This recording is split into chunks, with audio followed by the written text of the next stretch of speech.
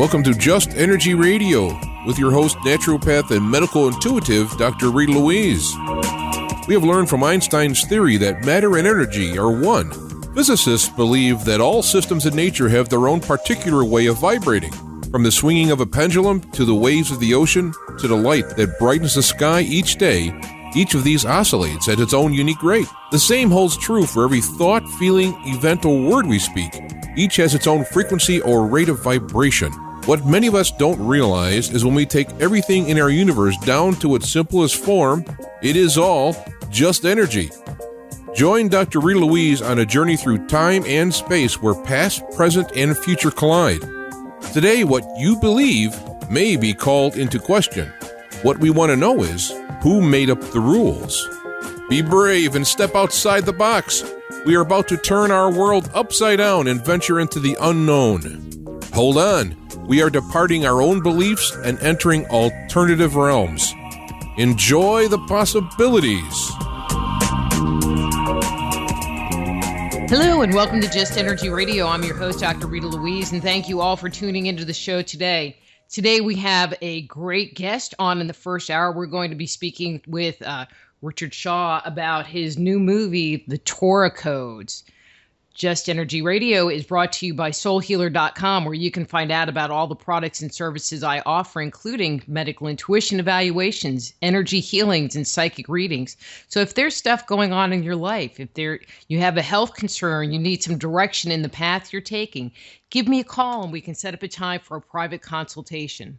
It's also brought to you by the Institute of Applied Energetics. That's www.appliedenergeticsinstitute.com, where you can jumpstart your intuition today by downloading their free 50-page guide.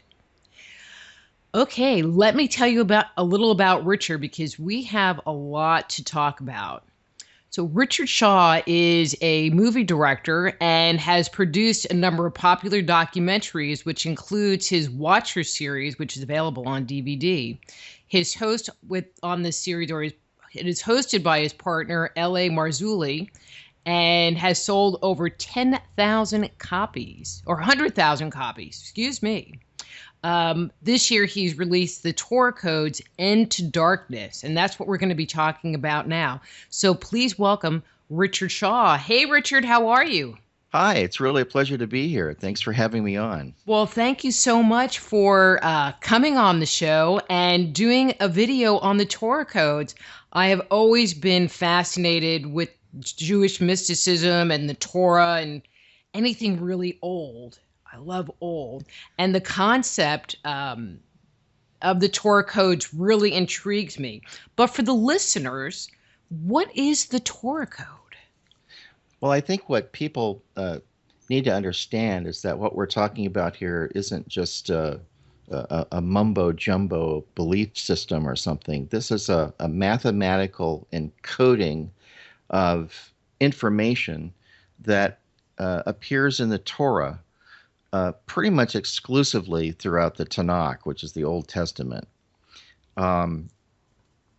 Way back in the 1950s, there was a rabbi that was a really brilliant mathematician by the name of Michael Dov Weissmandel, and he discovered that if he skipped every few letters counting with his finger, he would end up with other words.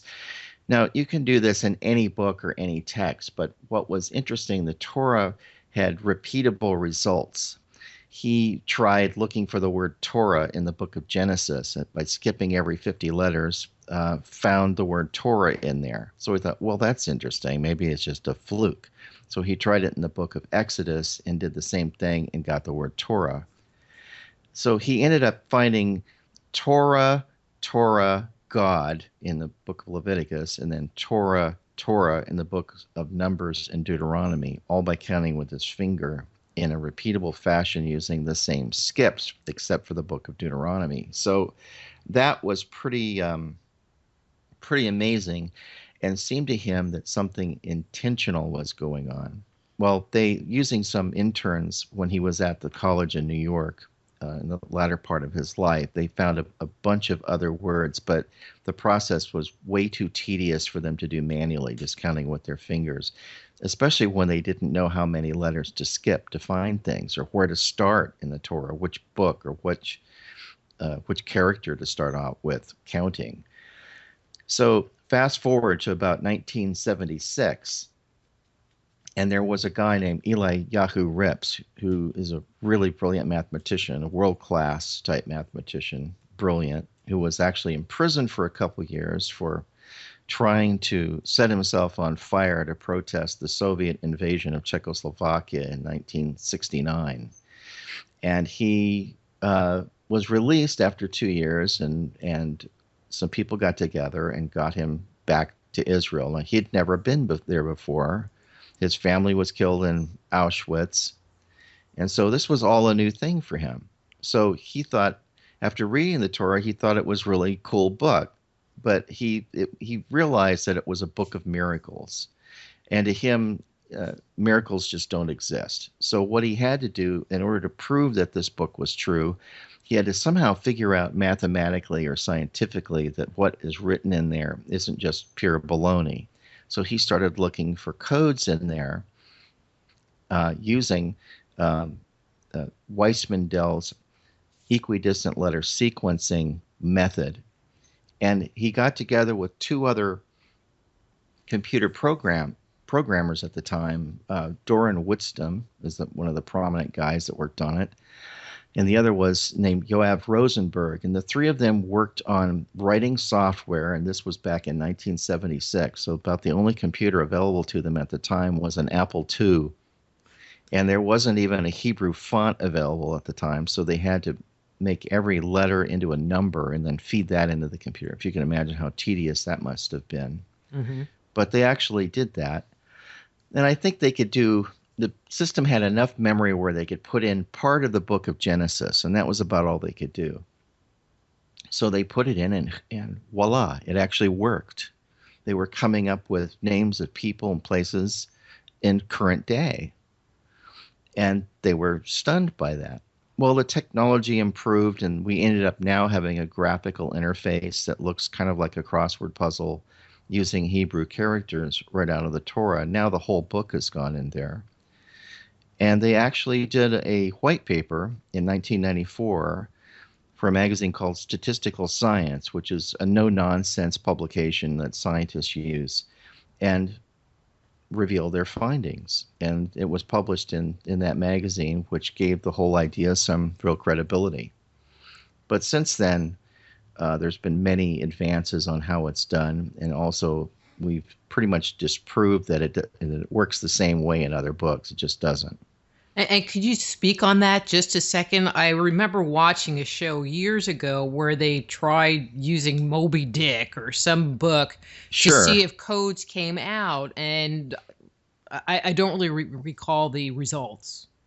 Well, what happens, we did that actually in the film, because that's something that no one's ever done in a documentary, and I never could understand why they would want, if they were trying to refute this as being total nonsense, that they didn't do a fair test. And so we did that. We used Professor Rip's table about the Twin Towers that he did a few years ago, and that table has a p-value or a probability value of coming up once in 10 million tries.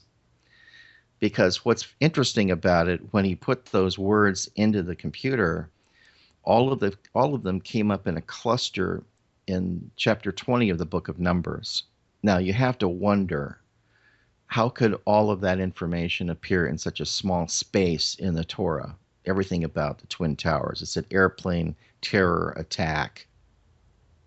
So we use another text, a couple random texts that were all in Hebrew, and put those same words in it. And sure enough, we got all those words.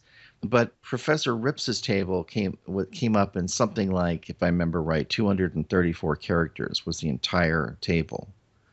And these other tables came up, one of them was around 7,700 characters, and the other was like 4,300 characters. All the words were there, but they were scattered throughout the page, and it was just like what you get. random results. You'd get the words, but the significance of it is lost because the words were scattered throughout thousands of other characters. So it's almost sounding like there's an intelligence embedded that you're not finding in other books. That's what we think. I mean, we don't have any way of proving that other than just the results we're getting. I mean, the results are pretty incredible. And of course, then everybody wants to know, well, what happens when you put my name in the Torah? Or what happens when you put this name in the Torah? Well, it doesn't work that way. You have all of the words that you want to look for in a table have to go in advance. They call it a priori, or in other words, chosen in advance, so that this isn't just like a random thing. What does the Torah say about this? It's basically to see if the words about a certain event that you're talking about can all be found in the same table. If so, then it's probably significant. So are you trying to say that many of us would be insignificant and we wouldn't show up? Well, once I had that discussion with Rabbi Glazerson, and he was sitting in my office, and I said, we got to talking about, was everybody in the Torah? And he said, we can't find everybody. So then I got to thinking, oh, that's interesting. I mean, the scriptures do say that there's a book of life. Some people are encoded in it and some people are not. Now, we don't know what the book of life is. It's spoken of in scripture and everybody talks about it, but no one knows where it is or what it is. And wouldn't it be ironic if the Torah turns out to be the book of life because of its encoding, and that everybody who is in the book of life is encoded in the Torah? Now, we don't know that, but a few months ago, I was on Coast to Coast, and some guy called in with a question from Canada saying, asking the same thing. Could the Torah codes be the book of life? And I said, we have discussed that. And George Norrie jumps out and goes, I want to know if my name's in there. Well, that turned out to be a 3.5 week long process looking for George's name. What we were stunned by was that his name came up in 9 different tables, all connected with the words radio broadcaster, and one that Professor Rips found in a string of characters. It's actually up on my website, pinlight.com, if anybody wants to see these. It said, loves the paranormal but clear cut. An entire sentence about George Norrie was in there, which was rather stunning, actually. And so when you find entire sentences that are all using the same ELS skip, we usually consider that to be pretty significant because it's way more than just random chance. Well, and it's very to the point. Let me ask this. If you find it, so let's use the George Norrie as an example. Sure. So you put his name in, you found stuff that you knew about him, radio host, loves the paranormal. Sure. But then there's probably information that you don't know. So let's say his father's name or some other detail in his life. If you find out these details, can you look for those words in relationship, or do you look for any words that come up as words? Does that make sense? Yeah, it's done both ways. I guess what I'm trying to get people to understand is that the Torah codes isn't like Google, where you put in a word and you get all this stuff. Like, Google my name in the Torah codes for me. It's just not that way. In fact, Professor Haralick, when I approached him with this problem of trying to find something about George Norrie in the Torah codes, said, well, we're going to need specific information about George, his birth date, name of his father, a significant event that happened in his life, so that we target the right guy, because there's probably thousands of people with the name George. So you could be getting a table on someone that's not George Norrie. So this is like something that we had to do, and that's why it took so long. It's why I don't often honor these requests, because I know how much work it is for the rabbis and professors to do it. It's not a small thing. It's a big deal. And Rabbi Glazerson, I've never asked him to look up my company name, Pinlight, and things like that, but I can't stop him from doing it. Mm-hmm. He's found the name Pinlight, which is a rather unusual name. It's the name of my company. He's found it every 4 letters in the Torah, and then he found it again every 7 letters, in conjunction with the words Torah codes, which is kind of interesting. Mm-hmm. And he even found a table that said will be distributed, and then it said in 5775, and then it said Pinlight across the top. So I mean, it was like it even talked about when the film would be distributed, what year it was, and that Pinlight would be distributing Torah codes. Is that It's this pretty year? amazing. That's this year. 5775 is the Hebrew calendar year for 2015. Well, that's like even cooler. It's immortalized. It's pretty wild. I mean, then you have to wonder, well, why would stuff that seems so insignificant to us be encoded in the scriptures like that? I just think I've asked the rabbis this, and they always say, well, it's to show the power of God. I mean, because that's what they believe, and I believe that the hand of God was involved in this process as well in some way. I don't know how it was done, whether angels did it or what, because there's very little information given to us about how the Torah was given to Moses, but it is a very mysterious set of 5 books. It makes you wonder, there's the whole concept of free will or, eminent destiny. And if things are in the Torah, does that mean it's all been decided and we're just going along this path? Well, there is that dilemma.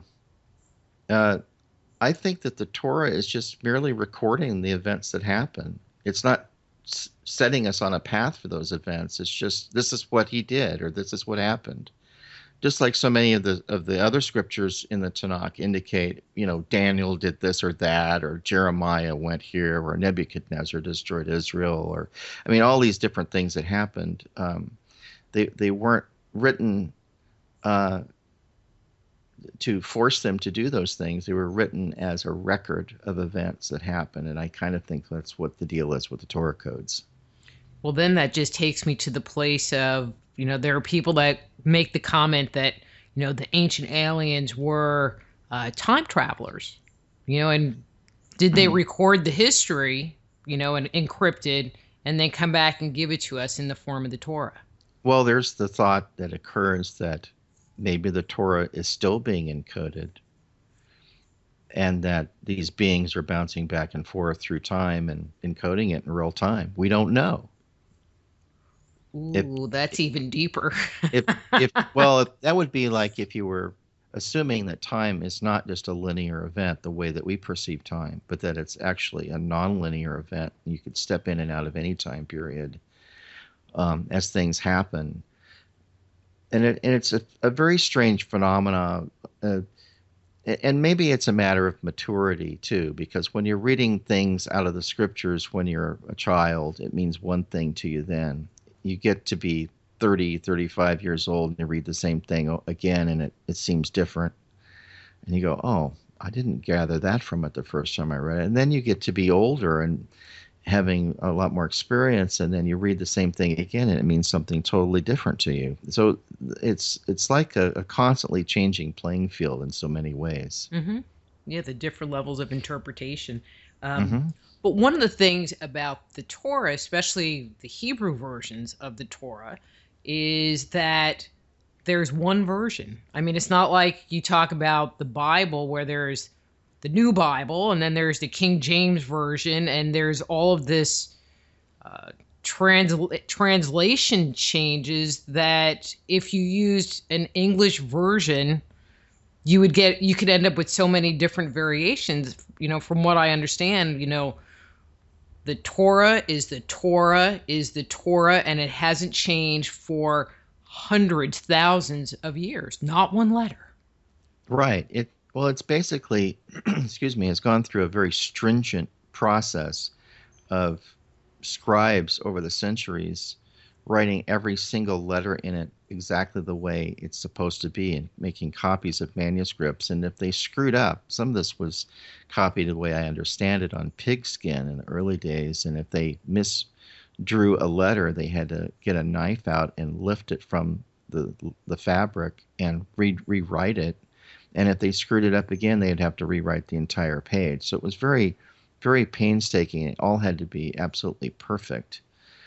The other scriptures, while we found them to be really accurate, like the book of Isaiah, for example, when it was found in the Dead Sea Scrolls back in the late 40s, is amazingly accurate when you put it up against today's versions.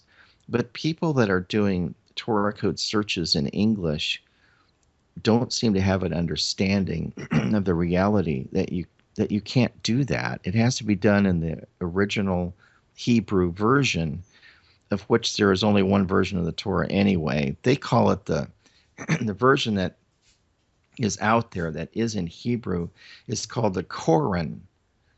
Excuse me, I have a frog in my throat here. Not Koran, but Koran. That's the version that's mostly used by the rabbis and professors, but it's really the same as the original Torah.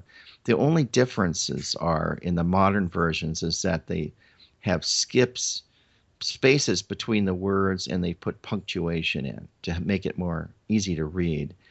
But in the early version, according to Jewish mystical texts, there were no spaces between the words and no punctuation marks. And so when you hold it up and look at it, it looks like computer code or machine language. And then becomes a matter of interpretation to a certain level. Say that you're writing a website and you're working in HTML, and your page has all of these commands that basically specifies where frames are and borders and pictures and images and QuickTime movies that go in there and stuff that you're embedding from YouTube and all of that. So you have all of this encoded information in the HTML part of your website. And then you just decide, well, I'm going to write all of that in Old English and see what happens. You basically screwed it all up. You know, you might get some results that are interesting, but your page would be kind of messy, and it wouldn't be significant. It wouldn't be what the designer originally intended it to look like. So this is what I try to tell people that are using the King James Version as a Torah code search. It's just utter nonsense. But it wouldn't even have the same words. No, it could really skew the information. It really could change it. Because there's even more than one version of the King James Version. There's like a new King James Version, and there's the original King James Version. And the King James Version is just an English translation of the scriptures. It happened thousands of years after the original versions were written, so I don't know why people put so much credence into it. It's just the first English translation that occurred. And, you know, it's one that everybody kind of latched onto. Don't get me started on that one. Like it's the only version on the planet. Yeah, I think, you know, while I respect it as a version, I don't consider it the only one. And I think that I use, sometimes I'll look at the same passage in several versions to see how it all translates. You know, maybe the King James in it back in antiquity time would have said something different than we would say today. Maybe the meaning has been skewed slightly on a particular word, and I'd like to find what the other translations of that word might be.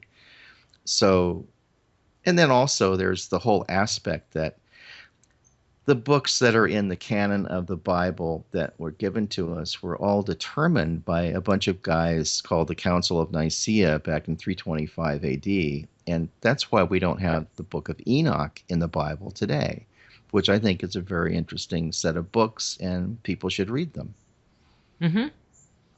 Exactly. We're not gonna go there. Well, maybe not too much. Well, actually, let's go there, because I had a question that is somewhat related to it. One of the items that is in the Old Testament or in the Torah that I know that you've been investigating with L.A. Marzulli is the whole concept of the Nephilim and the giants. And I was wondering if there were any codes that were run based on that subject. In fact, there are. They were found by Dr. Alexander Rotenberg He was a brilliant guy and a Torah code specialist.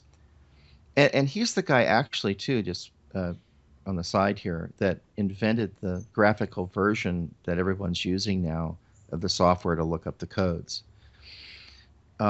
He's a graduate of Moscow University. He's a descendant of the famous Vilna Gaon from the 17th century, and a really neat guy. And I've been to his apartment in Jerusalem. And one of the first things he wanted to show me was his tables on the Nephilim. And he had a set of them, and they were really interesting. There were tables in the Torah codes about the Nephilim, and that an interesting aspect that he had discovered that apparently there were two Nephilim that kind of were responsible for a lot of the problems. It's just what came up in the Torah codes. Well, that's kind of interesting because what is it? There's the Leviathan and the Behemoth that you hear about in the Book of Revelations, which I would put into that whole giant monster, whatever category. Yeah, those were more animal type creatures. I don't believe they were in the Nephilim bag, since the Nephilim, as best we understand from Scripture, was basically a hybrid, a angelic / human hybrid. Today we might refer to it as alien hybrid, because there's a very fine line between angels and aliens. If we saw an angel today, what would we say it is? And we don't know what types of beings were visiting the earth thousands of years ago. We have no idea. Some may have been angels that look like people, that were super powerful, and others may have been aliens that you would look at and you'd never seen anything like it before, with the big eyes or something like that. We have no idea. But back in those days, there wasn't the secrecy pervading the entire planet like there is today, where you can't talk about these things or you're considered crazy. But I think that these things have been around for thousands of years, and we're just starting to see them again. There's a guy that I know, his name is Fausto Perez. He likes to summon entities. He brings, he does events in the daytime in Los Angeles at various parks. And people come with their cameras. And he did it just recently, just last month in August, at Sequoia Park in Monterey Park. And lo and behold, this floating white, what looks like a being, appeared in the sky over everybody's head, and it was captured on 3 different cameras.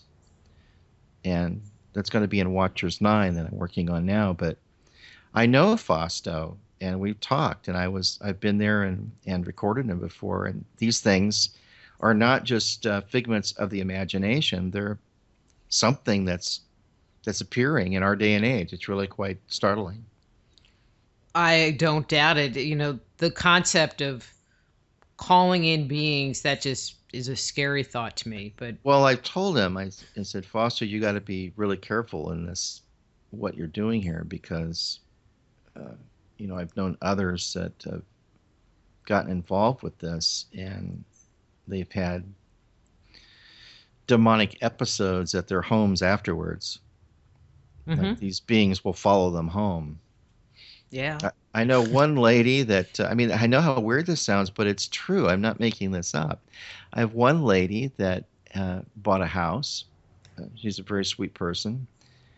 And she started hearing voices in her house, like get out, that kind of thing.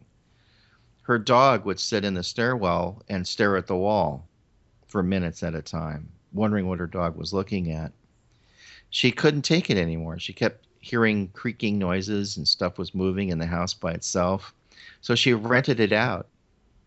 The guy that rented it stayed in it for about a month and left, said, "Your house is haunted.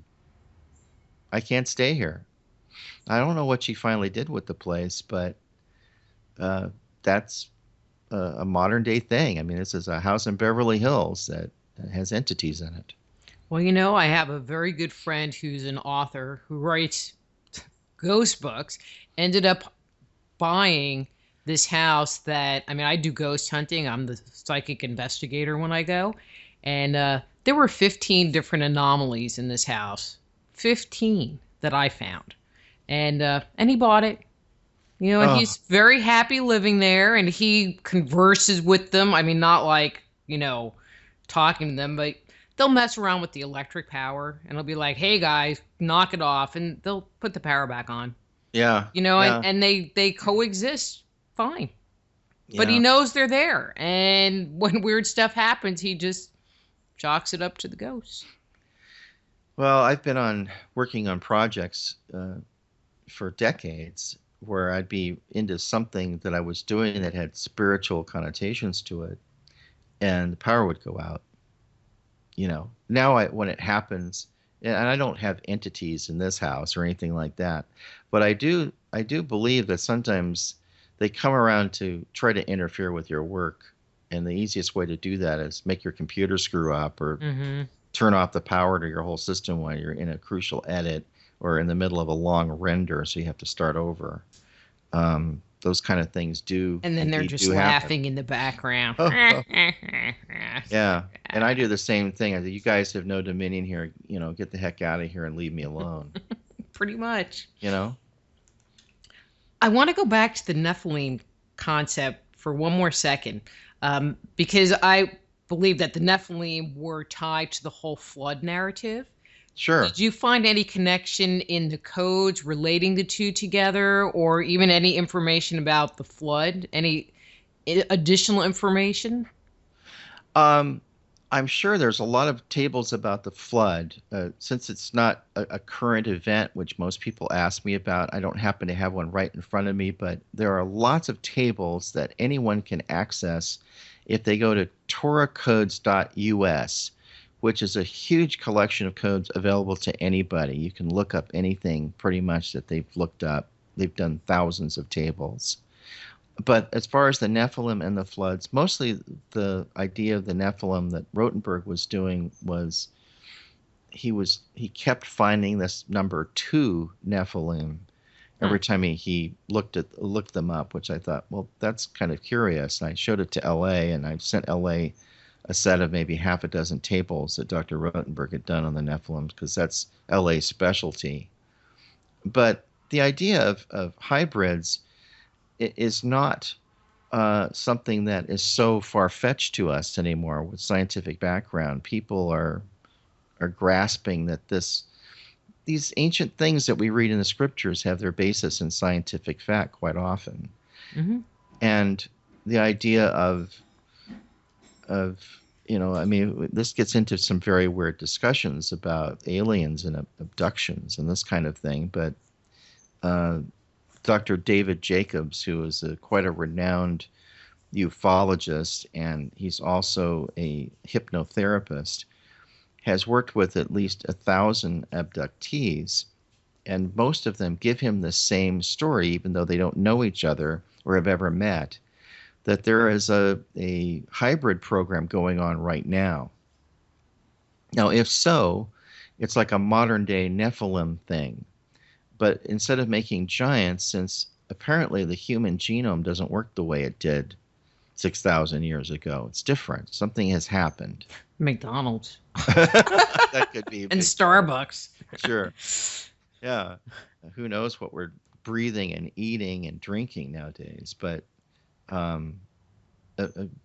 Dr. Jacobs was very alarmed by all of this and felt that that hybrids were now living among us. And actually, we just had him on the show a couple of weeks ago. You had an alien hybrid on your show? No, we had David on, and Oh. got into a whole discussion about that. Yeah. Okay. But let's shift gears here a second and talk about I think that's something. going to happen. Actually, though, probably in the near future, there will be someone that says he's an alien hybrid and wants to be interviewed. It wouldn't surprise me at all. Well, I have all kinds of interesting people that send me messages. I haven't had that one, and I don't know that I would, if they wrote a book about their experience of being an alien hybrid, I maybe would take them just to see what they had to say. If it was Well, when you talk to L.A. Marzulli, ask him specifically to tell you about the Raman spectroscopy test that was done using an ancient Peruvian hair from a elongated skull being and a known alien hybrid hair, and comparing the two, and he'll tell you all about that. okay. All right, everybody, you're going to have to listen in a couple of weeks to find out the answer to that. But one of the things that you had in the movie was talking about all of the unrest that's going on in Israel. And I was wondering, we're talking about the Torah codes. Why bring that whole aspect into the film? Well, it was kind of because I fell into a situation here where we had planned to do this film, and then war broke out with Hamas. And I had to talk to my teams. You guys still want to go if there's a war going on? And everybody said yes. They'd put their hard hats on and would go anyway. So one of the guys that I was talking to there in preparation for this film was Colonel Danny Grossman. He's like a Air Force pilot, very distinguished career in Israel, nice guy, speaks English, really tied in. I mean, he knows Netanyahu personally, and he knows all these other guys. And so he was going, why are you doing a film about the Torah codes when we're in the middle of a war? Why isn't the war being talked about?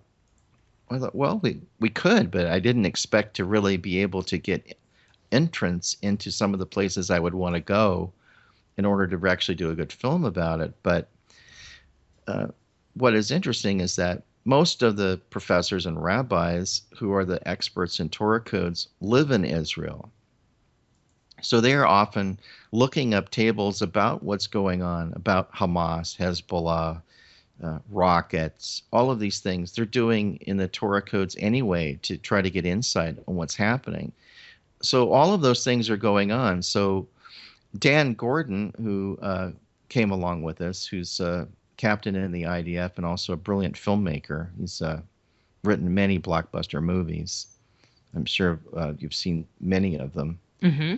But he hooked us up with Danny Grossman, and while we were there, we were looking at codes that happened to coincide with what Dan Gordon was saying, how many rockets had been fired that summer. And he said it's been well over 4,000 rockets. And Rabbi Glazerson did a Torah code table, and it came up in the Torah code table, 4,000 rockets or missiles, I think it said in the Torah codes. It all was encoded, and it said Hamas, and it gave the year and everything else. So we were looking at actual things that were going on in Israel, and then we would see if those things were encoded, and they were. Well, that's pretty amazing. Yeah. Plus, there's, our news media tends to distort what's really going on over there. And so I thought, well, maybe if we have this opportunity to get near the Gaza Strip and talk to people that have had rockets fired at them, people would have a different perspective of what's really happening. And so I thought it was important to do that when we had that opportunity. And so that's what I decided to do.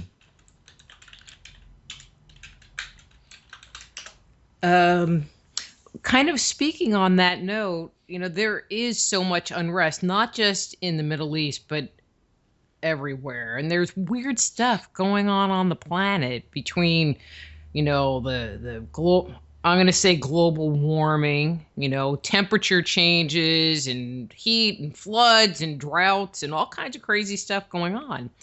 And that's right. And I think everyone is, you hear about the end of days and the rapture. And I was just curious if any, all right, now granted, the book of Revelation is a New Testament book where that material comes from. But I was wondering if any of the rabbis have looked at the concept of the end of days or the rapture or whatever phrase you want to put there.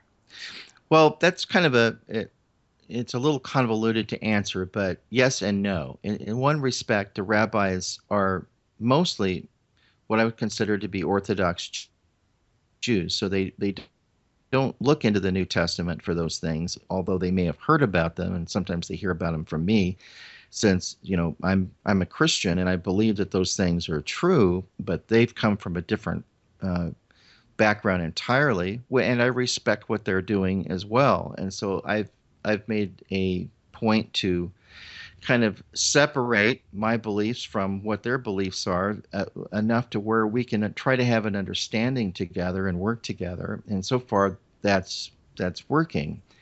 But there are things in the book of Daniel that basically describe the similar events that Yeshua talks about in the book of Matthew, which is, I don't know if most people realize that. If they study the scriptures, they might. But in Daniel chapter 8, it talks about the abomination, and in Matthew chapter 24, it talks about the same person who one would consider to be the Antichrist character, most likely.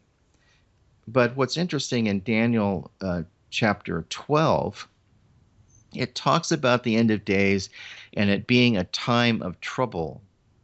Now, there is another study that is related but not part of the Torah code process as much, but it may become more so in the future, but it's called Gematria. Mm-hmm. And Gematria is basically that every Hebrew character has a number.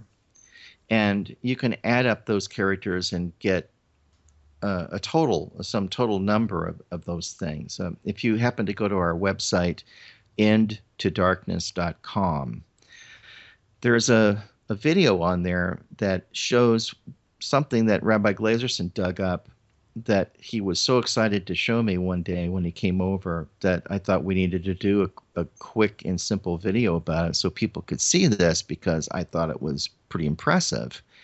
He had all of these scriptures, and it starts out with the basic stuff you've heard 1,000 times. I'm the God of Abraham, Isaac, and Jacob. Well, that passage adds up to the number 776. And then there's another scripture, another book says, come back to me and I will come back to you. And it adds up to 776. And it goes through this whole litany of scriptures that all add to 776. And finally, the last one says, the return of the Messiah, 776. So I asked him about that. And I said, if according to Gematria, the Messiah is returning next year, which is actually this coming weekend, because the Hebrew calendar flips during Rosh Hashanah this coming weekend, Saturday and Sunday of this year, it becomes 5776, which is kind of interesting, to say the least. And then in Sukkot, another one of the Jewish holidays, happens on the 28th, which is also the fourth and final blood moon of the tetrad of blood moons that everybody's heard about 1,000,000 times, I'm sure, by now. That happens on the 28th of September, excuse me. All these events. Is that before or after that meteor comes and crashes us on the 25th? Yeah, the meteor, isn't that supposed to be the 23rd? Or the 23rd is supposed to be a big date. I mean, the Pope's coming to meet with Obama and all of this stuff on the 23rd. The 23rd is kind of an ominous date. It seems to be in a lot of our movies and publications. 9/23 is kind of encoded in various things. I don't know why that is. I don't know if anything's going to happen or not, but we're kind of looking with kind of one eye at the 23rd of September, which is very close right now. But there is a scripture that says the sun will be darkened and the moon will be turned to blood in the great and terrible day of the Lord.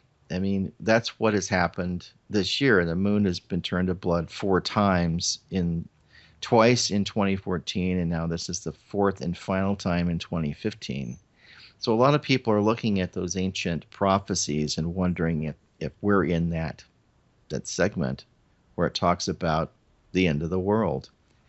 And when you look at all of the crazy events that are happening, the Pacific Ocean dying, the whales beaching themselves, the sea lions dying by the thousands, red crabs washing up on the coast near San Diego,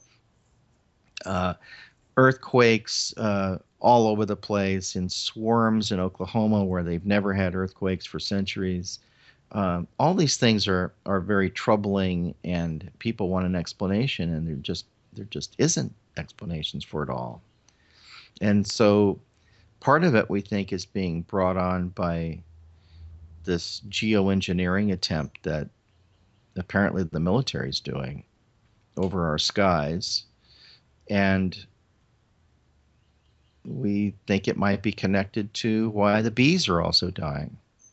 So all of these things are being covered in another film I'm working on now, Watchers 9, which is why I ended up talking about this a little bit, because this is kind of fresh on my mind. And while it's very hard to prove causal events related to some of these other things, it's getting easier to do that, I think. Well, that's because there's just so many. Yeah. Well, we've wondered why the bees were dying, and for a while they thought it was cell phone towers, and they thought it was, global warming, or they thought it was pesticides or this kind of thing. Even GMO foods, I had thought might be doing it. But they're finding dead bees in places where there are no crops growing and there are no pesticides using, and the bees are still dying, and they have an enormous amount of aluminum in their bodies when they do forensic tests on them. And that's because there's so much aluminum in our skies right now.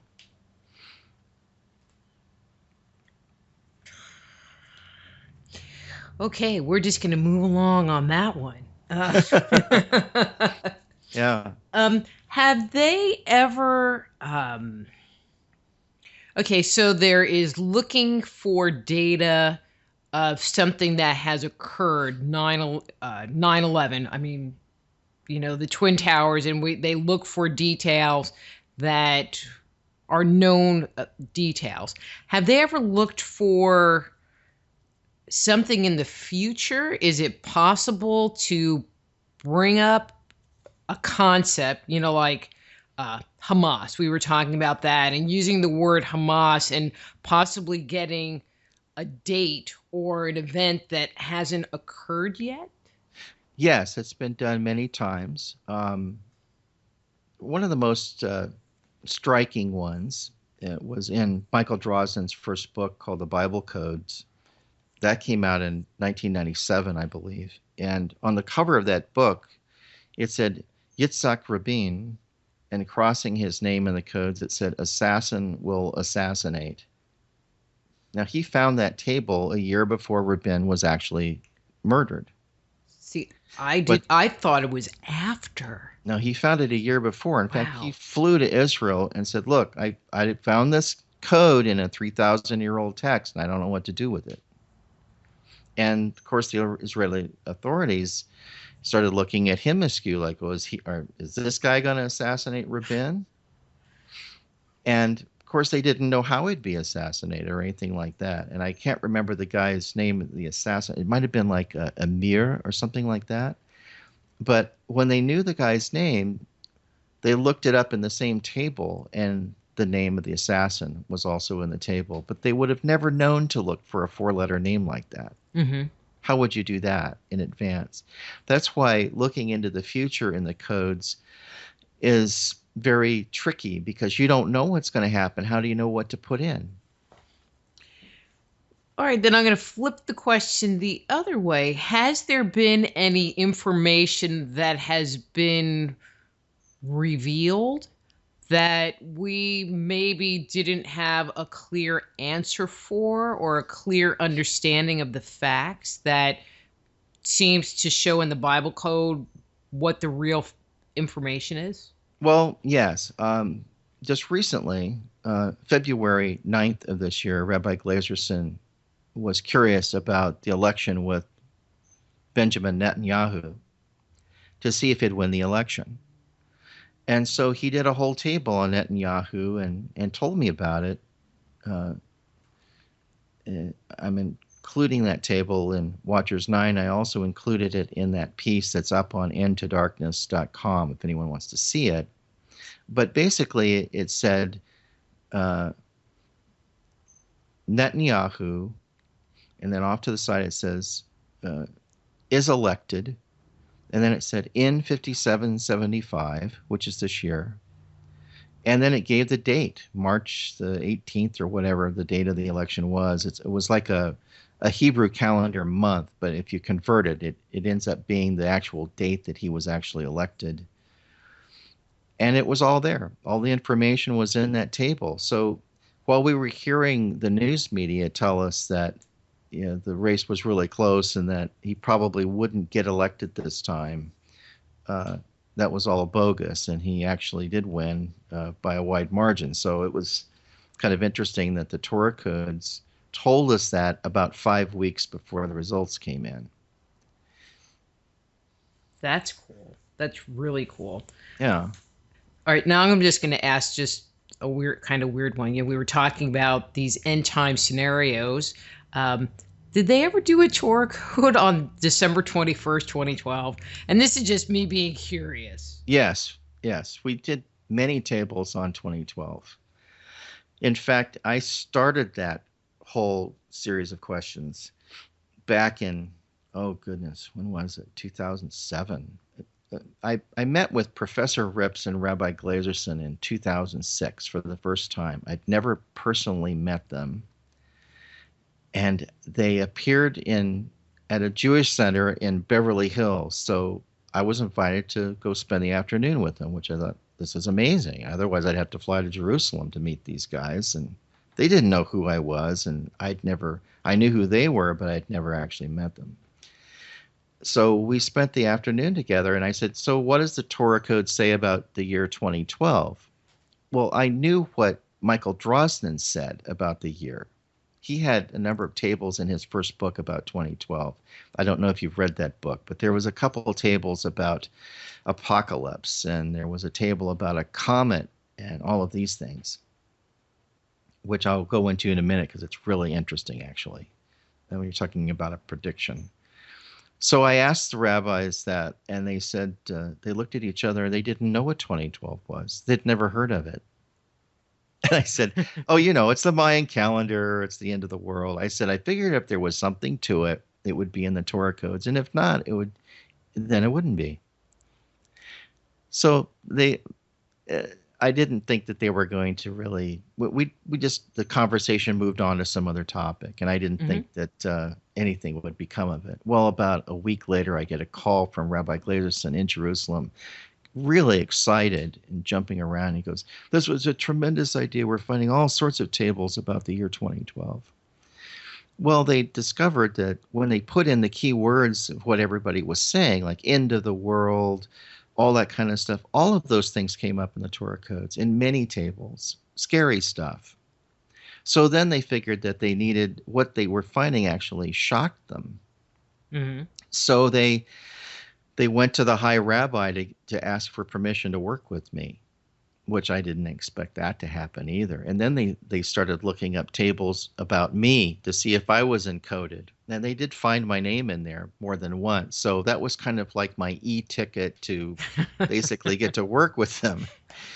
So I had no preconceived notions at all. And neither was I trying to put these guys on some kind of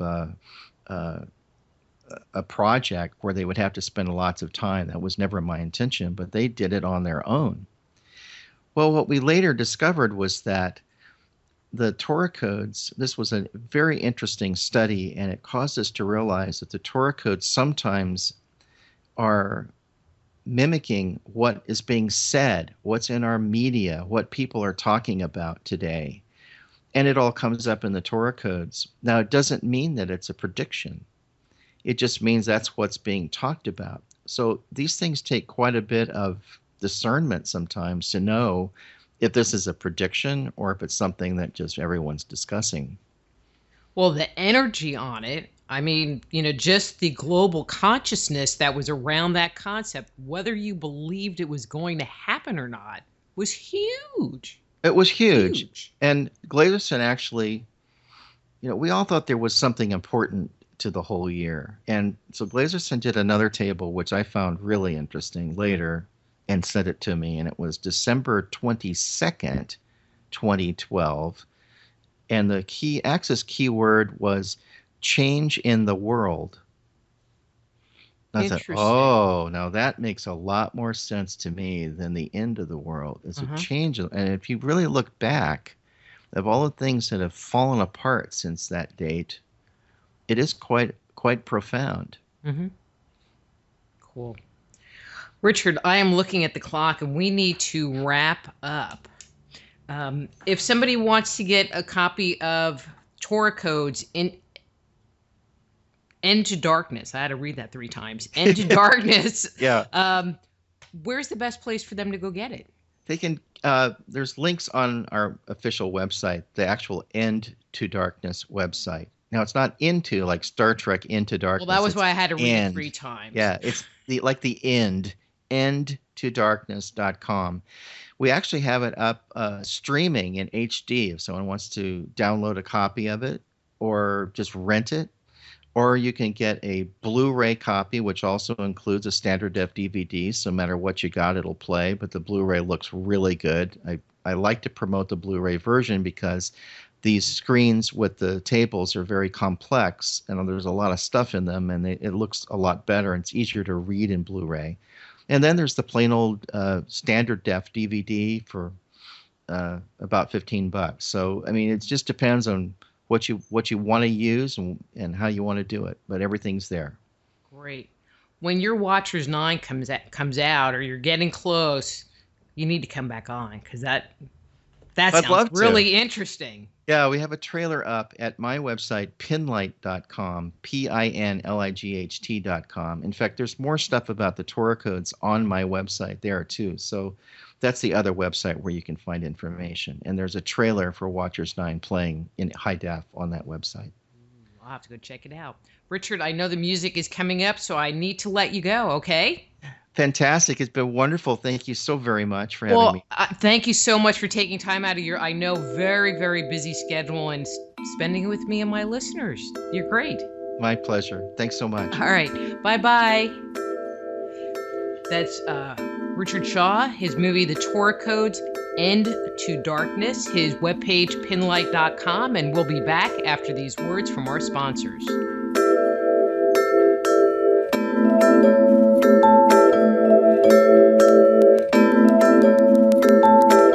Just Energy Radio with your host, Dr. Rita Louise, will return right after these messages.